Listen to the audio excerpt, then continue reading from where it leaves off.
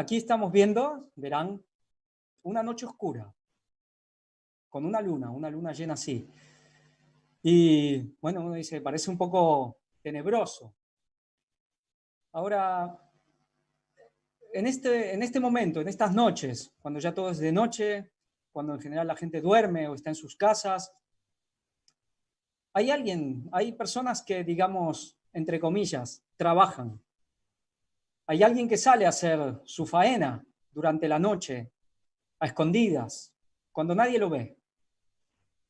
Sabemos que hay varias gente que sí trabaja en trabajos dignos de noche, pero hay digamos, trabajo, no sería un trabajo en todo sentido, pero hay una labor muy antigua y que se hace generalmente de noche, se hace a oscuras. El ladrón. Ya sabemos por dónde va, ¿no? Recordamos aquel texto, aquellos tantos textos que dan tanta controversia y también crean tanta confusión en el pueblo de Dios. Inclusive nosotros cuando leemos la Biblia puede pasar que no terminamos de entender, ¿no? Vengo como ladrón en la noche.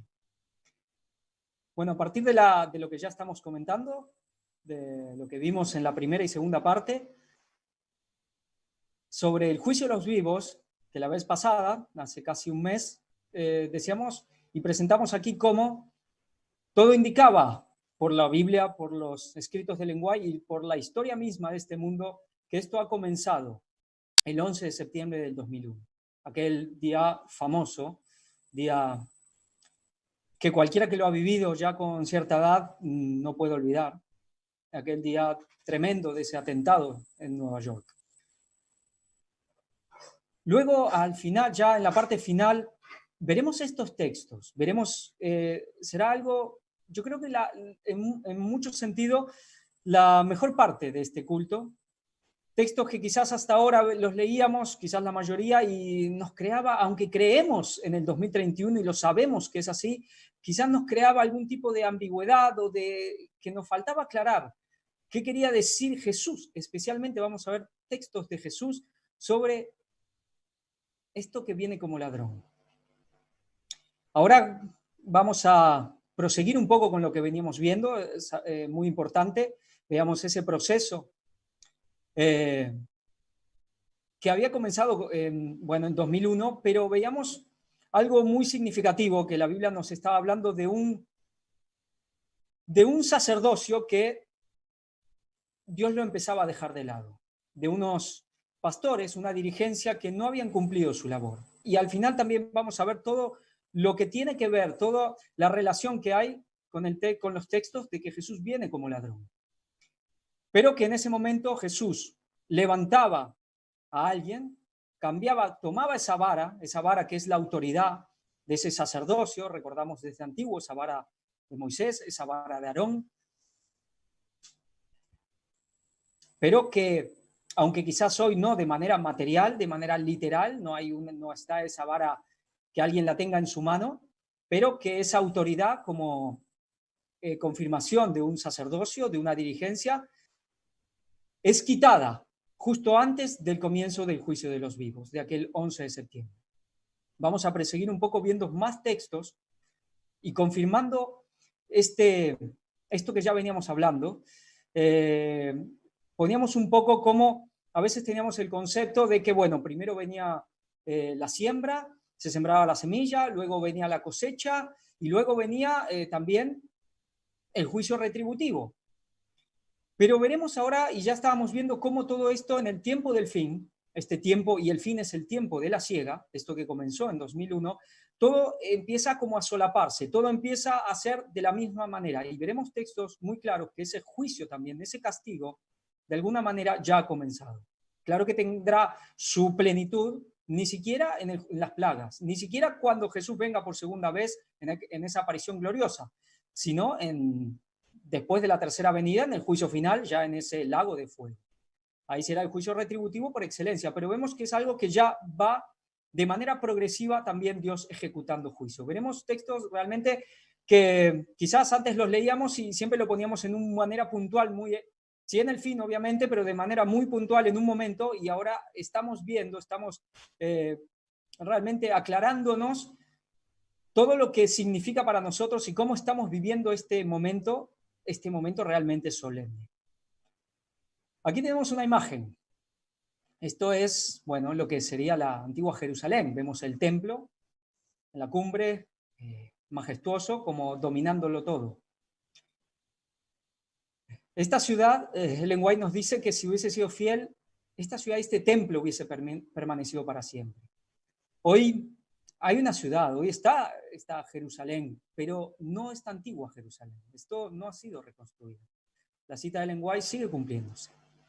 Y vamos a ver un texto realmente muy conmovedor de Jesús y que para él, sin duda, en esos momentos donde él derramó lágrimas. Con este texto comenzaremos. Lucas 19, del 41 al 44. Y dice Jesús, y cuando llegó cerca de la ciudad, al verla, lloró sobre ella, diciendo, oh, si también tú conocieses, a lo menos en este tu día, lo que es para tu paz, mas ahora está encubierto de tus ojos. También veíamos ese significado de día. Y esta primera venida de Cristo también tiene un símbolo de un día, que comenzaba con un alba, lo veíamos en el nacimiento de Juan el Bautista, que era también anunciaba ese alba que ya en ese momento ya estaba por nacer. Pero era todo un día, estos 33 años y medio, y nosotros hablábamos de estos 30 años también como un día, de un amanecer, de un alba, hasta que el día es perfecto.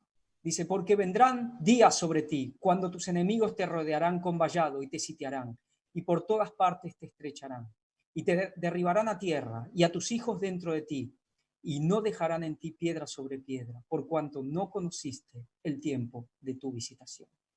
Aquí Jesús nos habla de la causa principal por la cual él mismo, el Mesías, fue rechazado y Jerusalén fue totalmente arrasada. ¿Qué está pasando hoy? Exactamente lo mismo. ¿Qué pasará con la Jerusalén de hoy?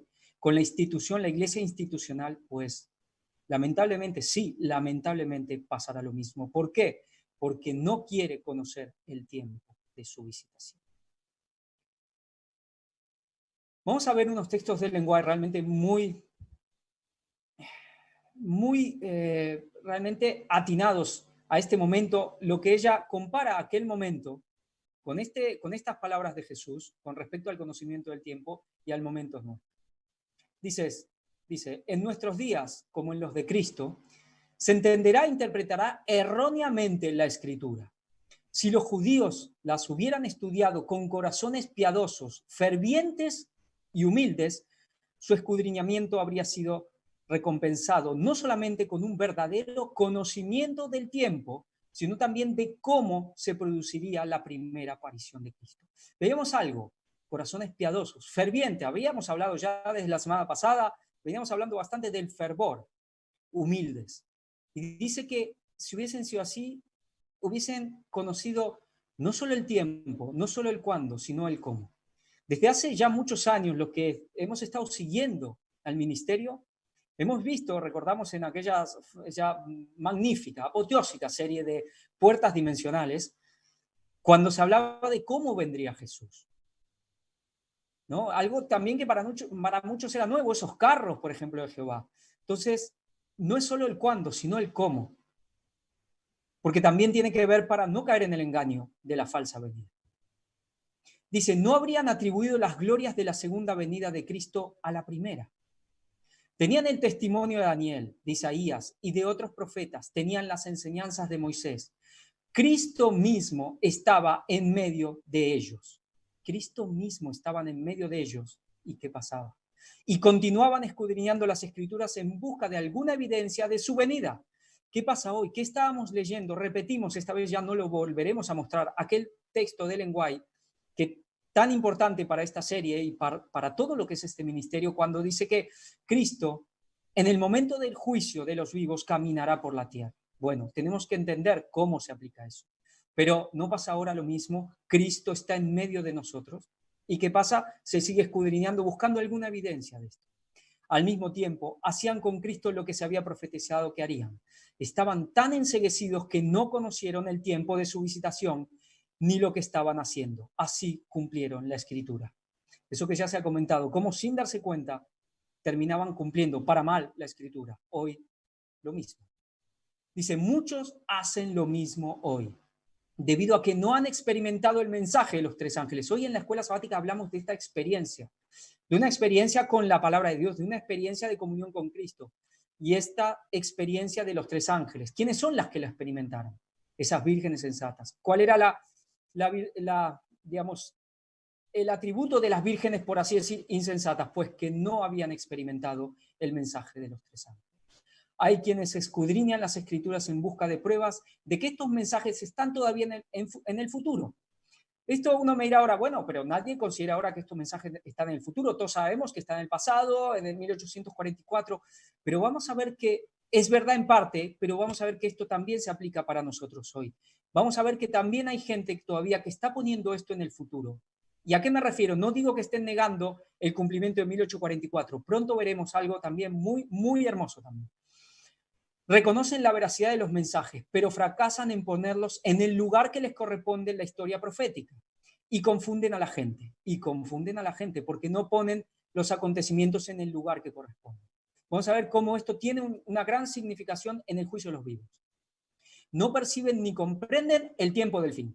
Importantísimo, lo que decíamos, comprender que ya estamos en la cosecha y que todo el momento de la cosecha es el tiempo del fin. La lluvia tardía, el pregón del cuarto ángel. Es verdad que en un momento será el fuerte pregón por excelencia, pero este mensaje ya ha comenzado. He aquí viene el esposo, salí a recibirle. Esa voz fuerte del tercer ángel. Ni dónde colocar estos mensajes. El día de Dios se aproxima con pasos furtivos, pero los hombres supuestamente sabios y grandes hablan de una educación superior que suponen se origina en las mentes finitas. El día de Dios. De este día estamos hablando, que este día ya ha comenzado. Por supuesto que hay textos y hay un cumplimiento pleno en aquel año de las plagas, en aquel momento espectacular de la segunda venida de Cristo. No distinguen las señales de la venida de Cristo o del fin del mundo, lo que venimos hablando. El centinela debe conocer en qué momento de la noche está. Todo se reviste ahora con una solemnidad que los que creen la verdad deben percibir y sentir. Acá habla de percibir y sentir. Realmente estamos viendo cosas, vemos cosas, inclusive salimos a la calle, podemos verla en la televisión, pero leemos cosas en la Biblia o leyendo el lenguaje que realmente se nos pone en la piel de gallina. No solo percibirlas mentalmente, un poco lo que hablábamos hoy, de una manera total. Esto es íntegro, mente y corazón juntos. En este tiempo, las pequeñeces de la vida no son sino una mota. Las pequeñeces de la vida no son sino una mota. Las prioridades. Importantísimo, las prioridades. Hay cosas que son importantes, pero en su lugar hay prioridades, que es lo que nosotros nos debe mover por sobre todo. Al final hablaremos un poco de eso. Lo que atañe a la eternidad es de la mayor importancia. Esto es de Alza tus ojos. Seguiremos leyendo. Dice, esto ya no es de este mismo libro. Los judíos esperaban al Mesías, pero él no vino como ellos habían predicho que vendría. Y si hubiera sido aceptado como el prometido, sus doctos maestros no se hubiesen visto obligados a admitir que se habían equivocado. No, habían profetizado que las profecías se cumplirían de una manera. ¿Qué pasó? Vieron que se cumplió de otra. Y no estuvieron dispuestos a admitirlo. Hoy está pasando lo mismo. ¿Qué se ha dicho? No, de esto no se puede saber, del día y la hora nadie sabe, de un montón de cosas. ¿Ahora qué? ¿Aceptar que se han equivocado? Y ahora creo que es más difícil. ¿Por qué? Porque todo está quedando, la mayoría de las cosas están quedando grabadas. Están en internet, están en televisión. Claro, desdecirse así se necesita morderse la lengua de una manera mucho más fuerte. Se necesita una humildad realmente muy fuerte. Yo felicito a la persona que es capaz de hacerlo, que es capaz de decir en vídeo también y ante una pantalla como quizás ha dicho lo que no tocaba, haber dicho, mira, me equivoqué, esto es así.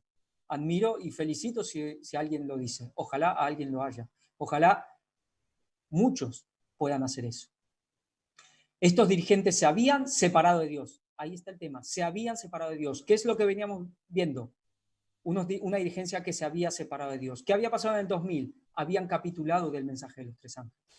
Y Satanás obró en sus mentes para que rechazaran al Salvador.